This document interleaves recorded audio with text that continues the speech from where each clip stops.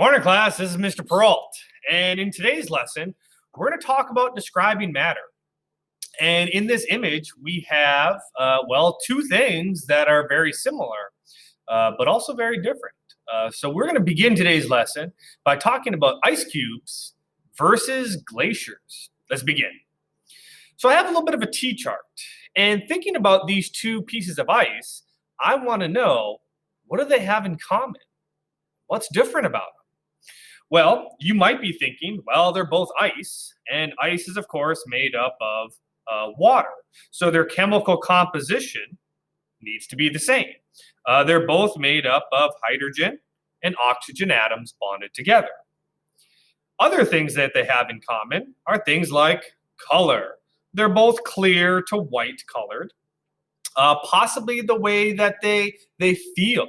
So if you touch them, they feel cold.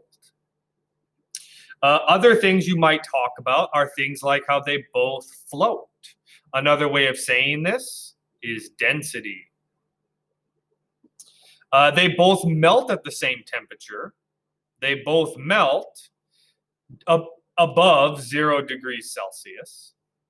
So an ice cube and a glacier have a lot of things in common. Composition, color, the way they feel, the way they float. So what's different about them? Well, there's really two key differences. One is that they have a difference in mass. Obviously, glaciers are significantly larger than ice cubes.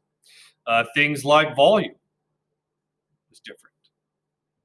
You'll notice that they actually have more things in common than they have that are different. Now, probably the most important item on this list is density. And that's going to be the foundation of today's lesson. But before we get to density, let's continue on with those similarities and differences. So these are what we consider intensive versus extensive properties. That a lot of the properties that we listed on the similarity side, those were considered intensive. Intensive is a property that does not depend on the quantity, because it doesn't really matter the size or volume of ice that you have, its color, its temperature, its composition, doesn't really matter. But extensive properties, they do depend on the quantity. Okay, so the more material you have, the greater the mass. The more material you have, the greater the volume. But density is the same. Okay, so the density of an object is the mass per volume.